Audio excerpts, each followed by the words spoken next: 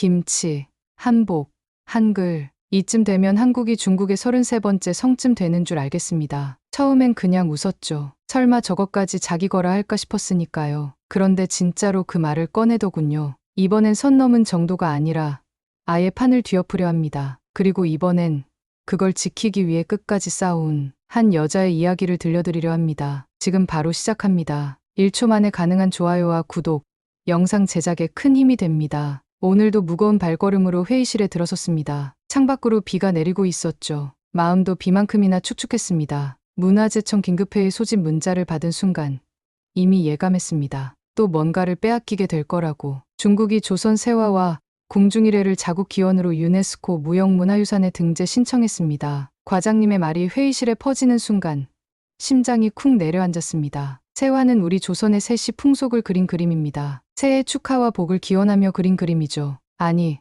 정확히는 우리의 것이었습니다. 이게 말이 됩니까?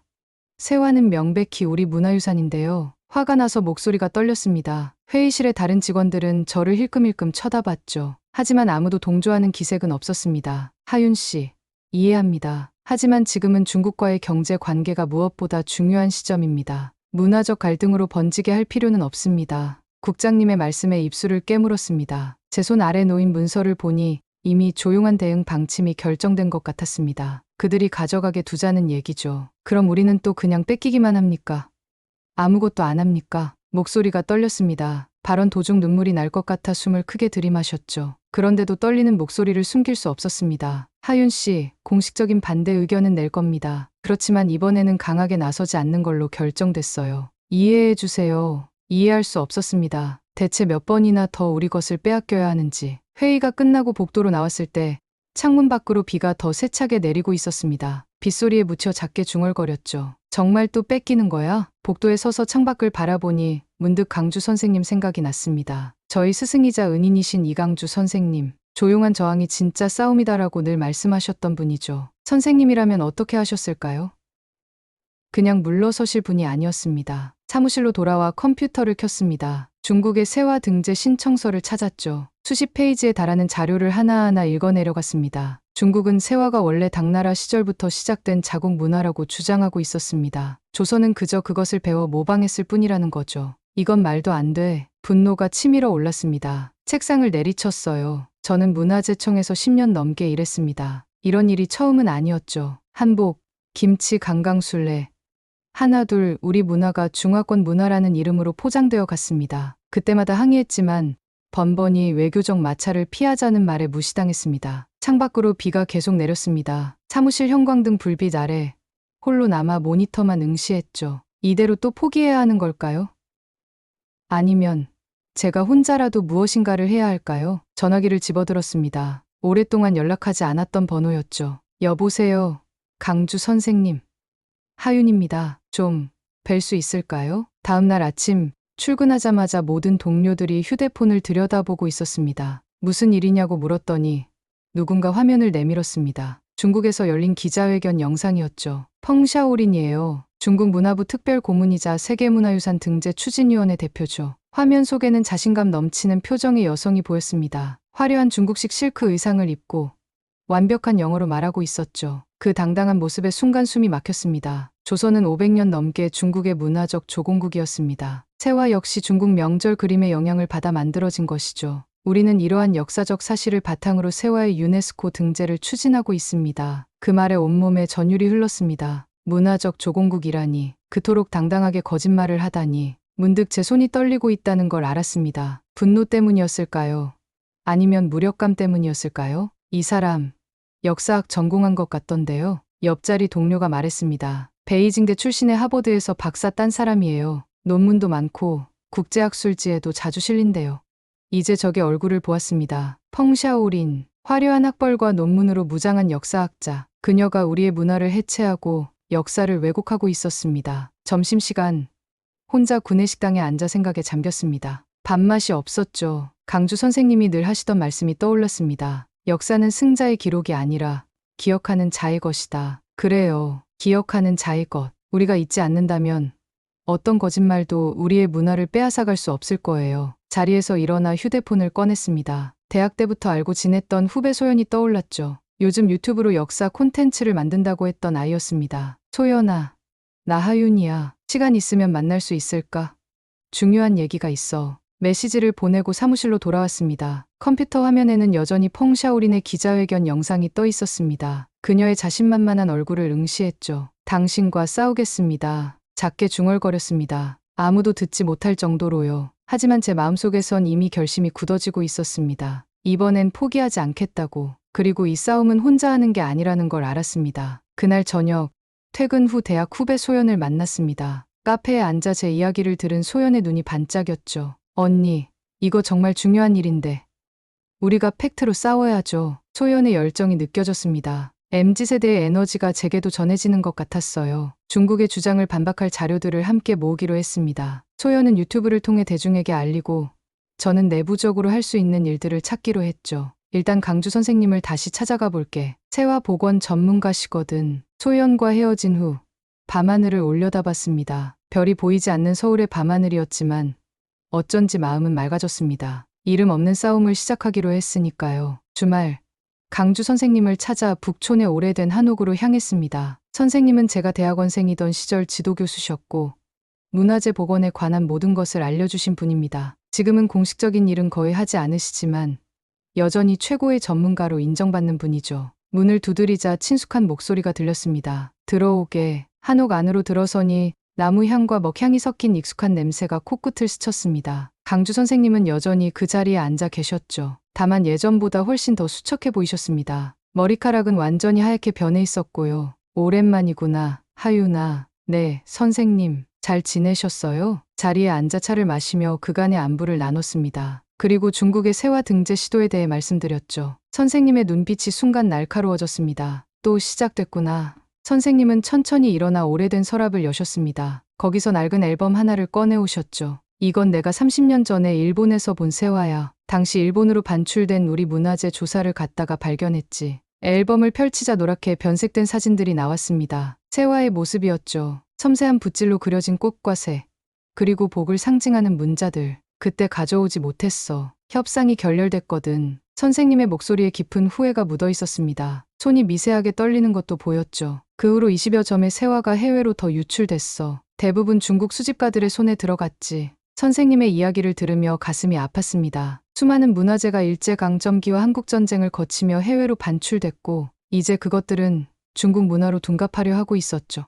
하지만 이것만은 선생님이 또 다른 서랍을 여셨습니다. 거기서 조심스럽게 천으로 쌓인 무언가를 꺼내셨죠. 천을 풀자 오래된 세화 한 점이 모습을 드러냈습니다. 시간의 흔적으로 군데군데 손상된 모습이었지만 여전히 아름다웠어요. 이건 내가 유일하게 지켜낸 거야. 1920년대에 그려진 세화 중 원형이 가장 잘 보존된 작품이지. 하지만 보다시피 많이 손상됐어. 선생님의 손이 세화 위를 맴돌았습니다. 그런데 손이 미세하게 떨리고 있었어요. 몇 년 전부터 손이 이렇게 됐어. 이제 더 이상 복원 작업을 할 수가 없네. 그 말에 가슴이 찢어지는 것 같았습니다. 강주 선생님은 그 누구보다 섬세한 솜씨로 문화재를 복원해 오신 분이었습니다. 그 손으로 더 이상 붓을 잡지 못한다니.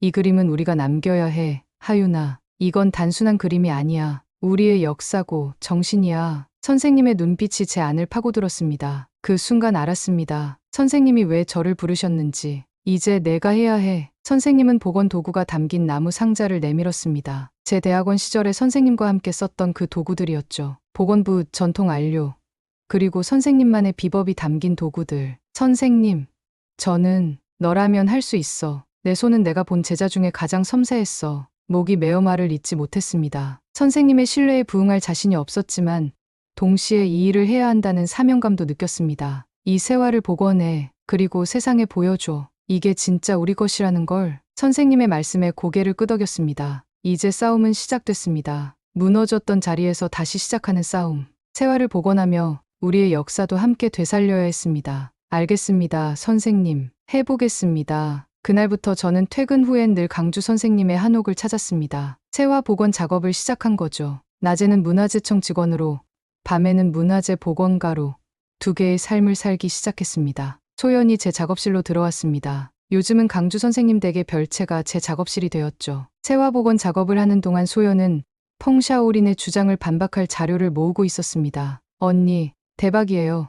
펑샤오린이 인용한 논문들 중에 조작된 것들이 있어요. 소연이 흥분해서 노트북을 펼쳤습니다. 화면에는 펑샤오린의 논문과 그녀가 인용한 자료들이 나란히 놓여 있었죠. 이 사람, 조선 왕조실록의 기록을 의도적으로 오역했어요. 원문에는 중국에서 들여온 비단의 그림을 그렸다고 되어 있는데 이걸 중국에서 가져온 그림이라고 번역했어요. 완전 다른 의미잖아요. 소연의 지적에 놀라웠습니다. 그녀가 이렇게까지 깊이 파고들 줄은 몰랐거든요. 게다가 그녀가 주장하는 당나라 시대 세화의 존재를 증명할 만한 실물 자료가 하나도 없어요. 모두 후대의 기록만 인용했을 뿐이에요. 소연의 말에 복원 작업을 잠시 멈추고 노트북 화면을 자세히 봤습니다. 정말 펑샤오린의 논문은 구멍이 숭숭 뚫려 있었습니다. 역사적 사실을 자의적으로 해석하고 때로는 아예 조작했죠. 이걸 가지고 뭘 할 생각이야? 제 질문에 소연이 씩 웃었습니다. 유튜브에 올릴 거예요. 세화 팩트 폭격 영상으로요. 펑샤오린의 주장을 하나하나 분석하고 반박할 겁니다. 소연의 자신감이 저에게도 전해졌습니다. 우리가 할 수 있는 방식으로 싸우고 있다는 생각에 용기가 났죠. 그럼 나도 도울게. 내가 아는 자료들도 있으니까. 그렇게 저희는 밤을 새워 영상을 만들었습니다. 저는 문화재청에서 접한 비공개 자료들 물론 기밀이 아닌 것들만을 제공했고 소연은 그것을 바탕으로 명쾌한 스토리텔링을 구성했죠. 언니, 이 영상은 한국어와 영어 두 버전으로 만들어요. 해외 시청자들도 봐야 하니까요. 소연의 제안에 동의했습니다. 이 싸움은 국내에서만 이뤄지는 게 아니었으니까요. 국제 여론의 지지가 필요했습니다. 다음 날 아침, 소연의 유튜브 채널에 세화 팩트 폭격 영상이 올라갔습니다. 제목은 중국의 한국 문화 침탈, 이대로 둘 것인가? 였죠. 소연아, 제목이 좀 자극적인 것 같은데 요즘 시대에는 이 정도는 해야 클릭이 돼요, 언니. 영상은 놀라운 속도로 퍼져나갔습니다. 하루 만에 조회수 50만을 넘겼고 해시태그 샵세화하는 한국거지 SNS에서 트렌드가 됐죠. 사람들이 우리의 주장에 관심을 갖기 시작한 겁니다. 그러나 기쁨도 잠시, 펑샤오린 측의 대응도 빨랐습니다. 중국 SNS에서는 우리 영상을 한국의 역사 왜곡이라고 비난하는 글들이 올라왔고 일부 국제 언론은 이를 동아시아의 문화 전쟁이라는 제목으로 보도했죠. 언니, 펑샤오린이 반박 기자회견을 연대요. 소연이 보여준 영상에서 펑샤오린은 여전히 자신만만했습니다. 특정 국가의 일방적 주장으로 역사적 사실이 왜곡되어서는 안 됩니다. 세화의 중국 기원은 이미 많은 학자들이 인정한 사실입니다. 그녀의 말에 분노가 치밀었지만 동시에 이제 우리가 그들의 신경을 건드렸다는 사실에 작은 승리감도 느꼈습니다. 소연아, 이제 우리가 국제무대로 나가야 할 것 같아. 어떻게요? 다음 달에 파리에서 ICH 문화유산 협의회가 열려 거기 참석해서 우리의 주장을 직접 펼쳐야겠어. 소연의 눈이 반짝였습니다. 저희는 다시 작업에 몰두했습니다. 세화 복원은 계속 진행 중이었고 동시에 국제학술대회에서 발표할 자료도 준비해야 했죠. 어느 날 강주 선생님이 작업실에 들어오셨습니다. 너희들 요즘 유명해졌구나. 선생님이 보여주신 신문에는 저희의 활동에 관한 기사가 실려 있었습니다. 문화재청 연구원과 유튜버 세화 지키기 나서다라는 제목이었죠. 이 싸움이 쉽지는 않을 거야. 하지만 포기하지 마라. 선생님의 말씀에 고개를 끄덕였습니다. 이제 돌이킬 수 없는 강을 건너고 있다는 걸 알았습니다. 그리고 그 강 너머에 무엇이 기다리고 있든 제가 지켜내야 할 것은 분명했습니다. 걱정 마세요, 선생님. 저희는 끝까지 갈 겁니다. 파리 ICH 문화유산 협의회 당일 마음이 무거웠습니다. 비행기에서 내려 회의장으로 향하는 동안 계속 자료를 검토했죠. 소연은 한국에 남아 SNS 대응을 계속하기로 했습니다. 회의장에 들어서자마자 긴장감이 느껴졌습니다. 여러 나라 대표들이 모여 있었고 구석에서는 펑샤오린이 몇몇 사람들과 이야기하고 있었죠. 그녀는 저를 보자 잠시 미소를 지었습니다. 그 미소가 왠지 섬뜩했어요. 안녕하세요, 하윤 씨. 먼 길 오느라 고생하셨네요. 펑샤오린이 다가와 영어로 인사했습니다. 완벽한 발음이었죠. 저도 영어로 답했습니다. 네, 우리 문화를 지키기 위해 왔습니다. 문화라 흥미로운 단어죠. 누구의 문화인가가 중요한 게 아니라 어떻게 보존하고 발전시키느냐가 중요하지 않을까요? 그녀의 말에 숨이 막혔습니다. 마치 문화의 원래 주인이 누구인지는 중요하지 않다는 듯한 뉘앙스였죠. 원래 주인이 누구인지 모른다면 어떻게 제대로 보존할 수 있겠습니까? 제 반박에 그녀는 어깨를 으쓱했습니다. 여기서는 학술적 증거가 중요합니다. 진실보다 강한 건 자본이라고들 하지만 저는 진실보다 강한 건 설득력 있는 논리라고 봅니다. 그 말을 남기고 그녀는 자리를 떠났습니다. 저는 가슴이 쿵쾅거리는 것을 느꼈습니다. 펑샤오린은 저를 가볍게 여기고 있었어요. 하지만 저는 준비가 되어 있었습니다. 회의가 시작되고 중국 측 발표가 먼저 진행됐습니다. 펑샤오린은 화려한 슬라이드와 함께 세화의 중국 기원서를 설명했죠. 그녀의 발표는 매끄러웠고 학술적 근거로 포장된 주장들로 가득했습니다. 제 심장은 점점 빠르게 뛰기 시작했습니다. 세화의 기원은 당나라 시대로 거슬러 올라갑니다. 당시 중국에서는 새해를 맞아 그림을 그려 교환하는 풍습이 있었고 이것이 후대 동아시아 여러 나라로 전파되었습니다. 펑샤오린의 말에 회의장의 몇몇 사람들이 고개를 끄덕였습니다. 그녀는 계속해서 다양한 문헌과 유물 사진들을 보여주며 자신의 주장을 펼쳤습니다. 마치 이미 결론이 정해진 것처럼 자신만만했죠. 발표가 끝나고 제 차례가 왔습니다. 떨리는 마음을 진정시키며 단상에 올랐습니다. 순간 강주 선생님의 말씀이 떠올랐습니다. 조용한 저항이 진짜 싸움이다. 감정에 휘둘리지 않고 팩트로 승부해야 했습니다. 안녕하십니까. 한국문화재청의 하윤입니다. 영어로 인사를 건넨 후 준비한 자료를 하나씩 보여드렸습니다. 한국 세화의 독특한 특징, 조선 왕조실록에 기록된 세화 제작 방식, 그리고 무엇보다 펑샤오린이 인용한 자료들의 오류를 지적했죠. 방금 중국 측에서 인용한 기록 중 일부는 원문의 맥락과 다르게 해석되었습니다. 원문을 보시면 저는 원문과 정확한 번역을 나란히 보여주었습니다. 회의장에 잠시 침묵이 흘렀습니다. 몇몇 전문가들이 자료를 자세히 살펴보기 시작했어요. 발표 후 질의응답 시간, 프랑스인 전문가 올리비에 블랑이 손을 들었습니다. 루브르 박물관의 한국 전통예술 섹션 큐레이터였죠. 하윤 씨, 흥미로운 발표였습니다. 하지만 펑 박사의 주장대로 문화 교류는 양방향으로 이루어지는 법입니다. 세화가 한국에서 독자적으로 발전했다고 보기에는 증거가 부족하지 않을까요? 올리비에의 질문에 가슴이 조여들었습니다. 그는 중립적인 입장에서 물었지만 그의 질문은 중국 측에 유리했어요. 심호흡을 한 후 대답했습니다. 올리비에 선생님, 좋은 질문입니다. 문화 교류는 분명 있었습니다. 하지만 교류와 기원은 다른 문제입니다. 세화만의 독특한 특징들, 예를 들어 조선의 세시 풍속과 결합된 구성, 민간 신앙을 반영한 상징들은 다른 어떤 나라의 그림에서도 찾아볼 수 없습니다. 올리비에는 잠시 생각하더니 고개를 끄덕였습니다. 그러나 펑샤오린이 다시 발언권을 얻었습니다. 그런 특징들은 모두 후대에 발전된 것입니다. 기본 개념과 양식은 중국에서 시작되었습니다. 이것은 많은 국제학자들이 인정하는 사실입니다. 회의는 긴장감 속에서 계속되었습니다. 양측의 주장이 팽팽하게 맞서는 가운데 제 머릿속에는 완성되지 않은 세화 복원 작업이 떠올랐습니다. 그 세화가 여기 있었다면 얼마나 좋을까요? 회의가 끝나고 로비에서 올리비에와 마주쳤습니다. 그는 커피를 마시며 저를 바라보고 있었죠. 인상적인 발표였습니다. 하윤 씨? 감사합니다. 하지만 제 주장이 충분히 설득력 있었는지 모르겠네요. 올리비에는 잠시 생각에 잠기더니 말했습니다. 솔직히 말하자면 중국이 더 적극적인 건 사실입니다. 그들은 유네스코 등재에 많은 자원을 투입하고 있어요. 하지만 그가 목소리를 낮췄습니다. 진정성이 느껴지는 건 당신 쪽이었습니다. 더 많은 증거가 있다면 좋겠네요. 그의 말에 희망이 생겼습니다. 아직 모든 게 끝난 것은 아니었어요. 곧 더 많은 증거를 가져오겠습니다. 약속드립니다. 올리비에와 헤어진 후 호텔 방으로 돌아와 소연에게 전화했습니다. 회의 상황을 설명하고 앞으로의 계획을 논의했죠. 언니, 괜찮아요. 우리는 이제 시작일 뿐이에요. 여기서도 응원 댓글이 계속 올라오고 있어요. 소연의 격려에 힘을 얻었습니다. 그리고 그날 밤 강주 선생님에게도 연락을 드렸죠. 선생님은 세화복원 상황을 알려주셨습니다. 생각보다 빨리 진행되고 있어. 내가 돌아오면 마무리할 수 있을 거야. 그 말에 가슴이 뜨거워졌습니다. 호텔 창문 너머로 파리의 밤하늘을 바라보며 생각했습니다. 이 싸움은 이제 막 시작됐다고. 그리고 우리는 반드시 이길 거라고. 파리에서 돌아온 지 일주일.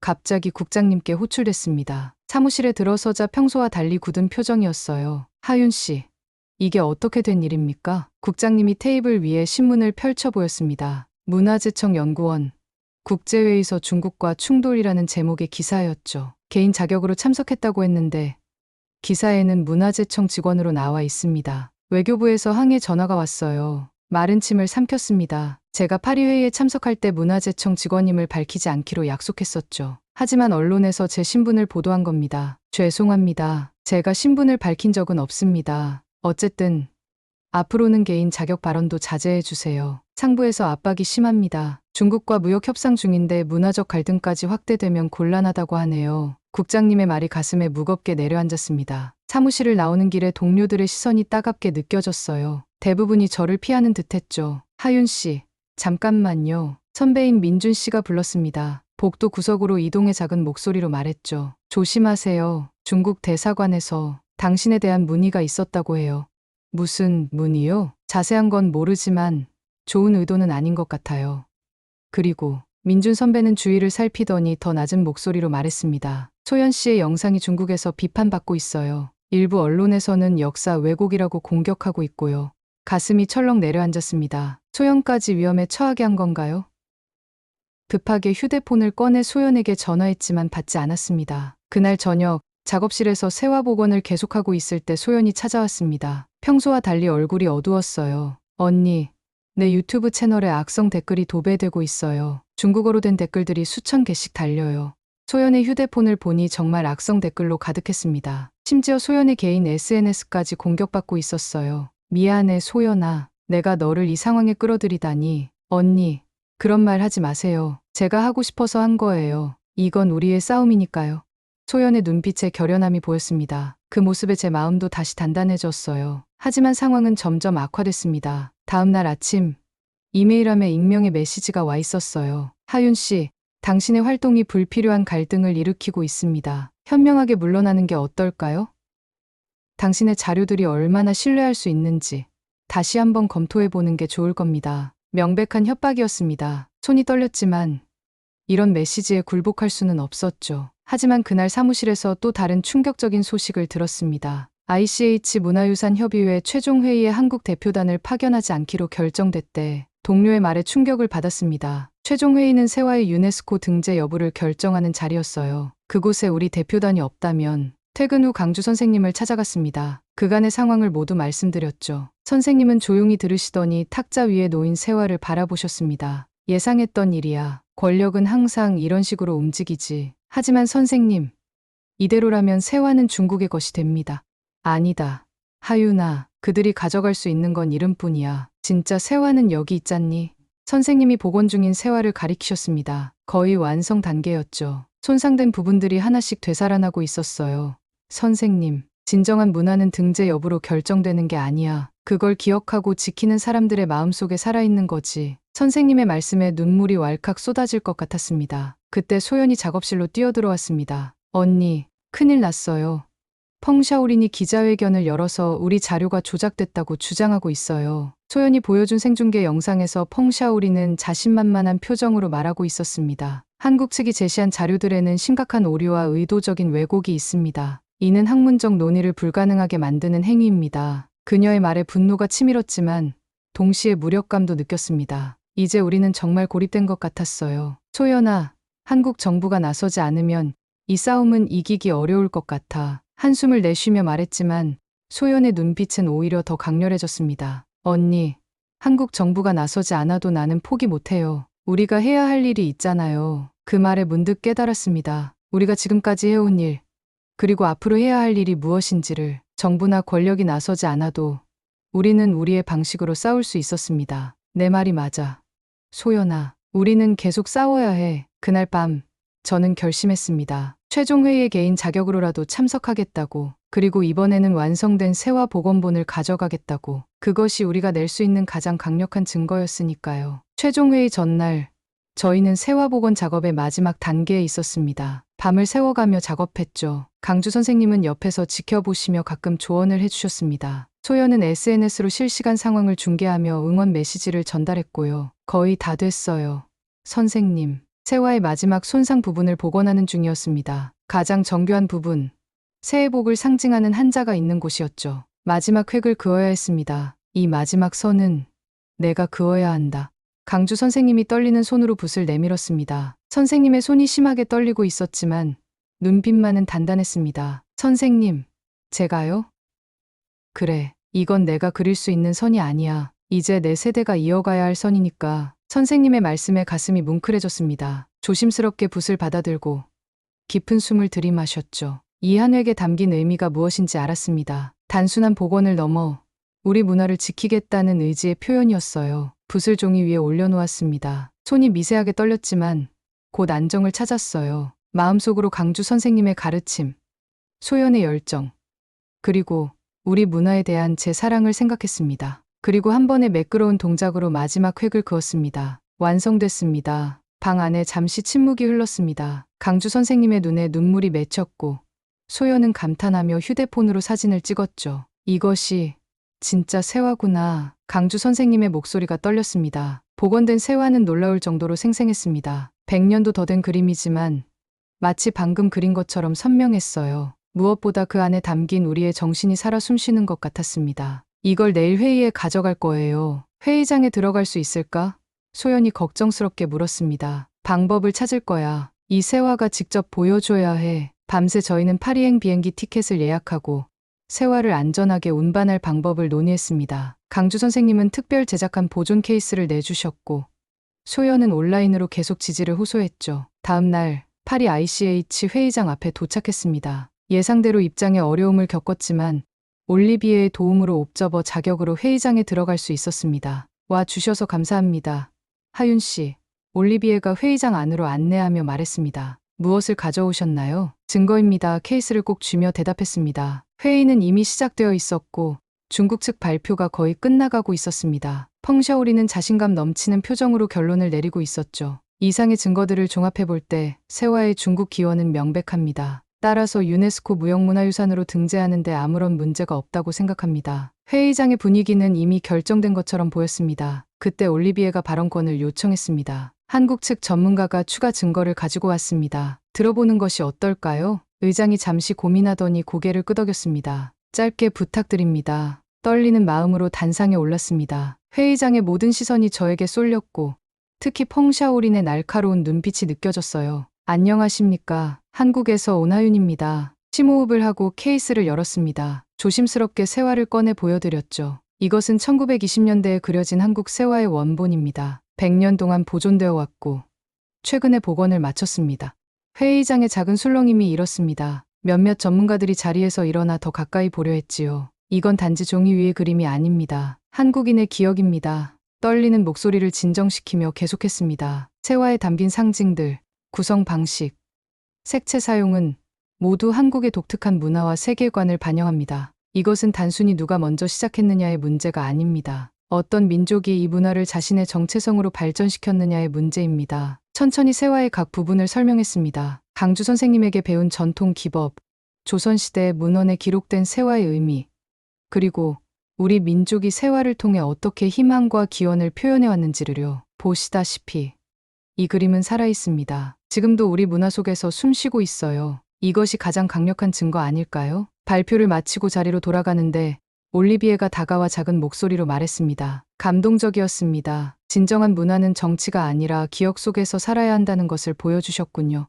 그의 말에 가슴이 뭉클해졌습니다. 의장이 발언했습니다. 추가 검토가 필요할 것 같습니다. 등재 결정은 다음 회의로 연기하겠습니다. 펑샤오린의 얼굴이 굳어졌습니다. 그녀는 저를 쏘아보더니 빠르게 회의장을 빠져나갔습니다. 이것은 작은 승리였습니다. 아직 최종 결정은 아니었지만 적어도 오늘 중국의 등재는 보류된 것이었죠. 회의가 끝나고 올리비에와 몇몇 전문가들이 세화를 더 자세히 보고 싶다며 다가왔습니다. 그들의 눈에는 진정한 관심이 담겨 있었어요. 그때 비로소 느꼈습니다. 우리는 혼자가 아니라는 것을. 파리에서 돌아온 지 일주일 후 뉴스가 들려왔습니다. ICH 위원회가 중국의 세화 등재 신청을 보류하기로 결정했다는 소식이었죠. 아직 최종 승리는 아니었지만 적어도 당장 빼앗기는 일은 없게 된 겁니다. 언니, 우리가 해냈어요. 소연이 사무실로 뛰어들어와 외쳤습니다. 미소를 지었지만 마음 한구석에는 아직 무거움이 남아 있었습니다. 이 싸움은 결코 끝나지 않을 테니까요. 언젠가 또 다른 문화, 또 다른 역사가 위협받을 것입니다. 잠정적인 승리야, 소연아. 하지만 중요한 첫걸음이긴 해. 그날 저녁, 강주 선생님 댁에서 작은 축하 모임이 열렸습니다. 선생님은 여전히 떨리는 손으로 차를 내려주셨지만 표정은 밝았습니다. 하윤아, 너희들이 해냈구나. 선생님 덕분입니다. 선생님이 아니었다면 이 세화도, 이 싸움도 없었을 거예요. 아니야, 이건 내 싸움이었어. 너와 소연이, 그리고 너희 세대가 지켜낸 승리야. 선생님의 말씀에 가슴이 뭉클해졌습니다. 정말 이것은 세대를 넘어선 싸움이었습니다. 과거와 현재, 그리고 미래를 잇는 끊어지지 않는 연결고리 같은 것이었죠. 다음 날, 한 방송사에서 인터뷰 요청이 왔습니다. 처음에는 거절하려 했지만 이 이야기가 더 많은 사람들에게 알려져야 한다고 생각해 수락했습니다. 인터뷰 현장, 기자는 날카로운 질문을 던졌습니다. 하윤 씨, 당신은 역사에 남을 수도 있고 잊힐 수도 있습니다. 지금 기분이 어떤가요? 잠시 생각에 잠겼습니다. 역사에 남는 것, 그게 중요할까요? 강주 선생님의 말씀이 떠올랐습니다. 진정한 문화는 기억하는 사람들 속에 살아있다는. 중요한 건 우리가 우리의 것을 기억하게 된 거예요. 기자가 고개를 갸웃했습니다. 역사에 이름을 남기는 것보다 더 중요한 것이 있다는 말씀인가요?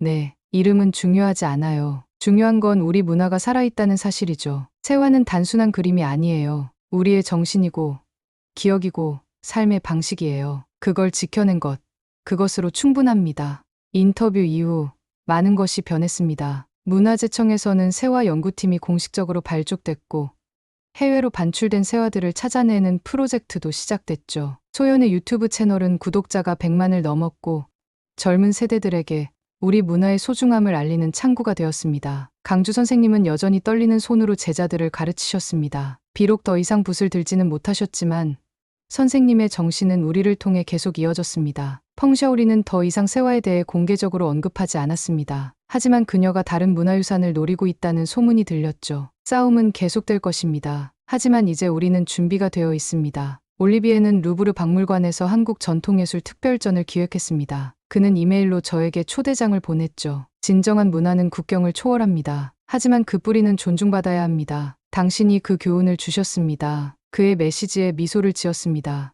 이것이 바로 우리가 원했던 것이었으니까요. 인정과 존중, 그리고 기억. 복원된 세화는 국립중앙박물관에 전시되었습니다. 매일 많은 사람들이 찾아와 그림을 보고 갔습니다. 어린아이들도 많았죠. 그들이 세화를 보며 우리의 문화를 기억해 줄 것이라 믿었습니다. 한 달 후 SNS에 마지막 글을 올렸습니다. 문화는 소유할 수 있는 것이 아닙니다. 그것은 흐르는 물처럼 세대를 거쳐 이어지는 것이죠. 하지만 그 물이 어디에서 시작됐는지, 어떤 길을 지나왔는지는 기억해야 합니다. 그것이 우리의 정체성이고 우리가 누구인지를 말해주니까요. 이제 우리 세대는 우리 것을 우리가 지킵니다. 그 글은 예상보다 많은 공감을 얻었습니다. 전 세계에서 번역되어 퍼졌고 문화적 정체성에 대한 새로운 논의를 불러일으켰죠. 하지만 저에게 가장 의미 있는 반응은 강주 선생님이 보내주신 문자였습니다. 잘했다. 하윤아, 조용한 저항이 이루어낸 가장 아름다운 결실이구나. 창밖을 바라보니 봄이 오고 있었습니다. 새로운 계절, 새로운 시작, 세화에 그려진 것처럼 희망과 축복이 가득한 시간이 왔습니다. 이 싸움은 끝났지만 더 큰 여정은 이제 시작일 뿐이었습니다. 우리의 것을 지키고, 기억하고, 이어가는 여정. 이름 없는 많은 사람들과 함께하는 그 여정에 저도 한 명의 전사로 서 있습니다. 붓을 들어 세화의 마지막 획을 그었던 그 순간처럼 지금도 제 가슴은 뜨겁습니다. 우리의 역사는 계속될 것이고 우리의 문화는 살아남을 것입니다. 누군가가 기억하는 한 영원히 문화는 그냥 남겨지는 게 아닙니다. 누군가 지키고 기억하고 맞서야만 남는 겁니다. 그 누군가가 이번엔 한 여성이었고 우리는 너무 늦기 전에 알아야 했습니다. 더는 넘기지 말아야 할 것들이 있다는 거요. 오늘 사연은 여기까지입니다. 구독과 좋아요는 영상 제작에 큰 힘이 됩니다. 긴 영상 시청해 주셔서 감사합니다.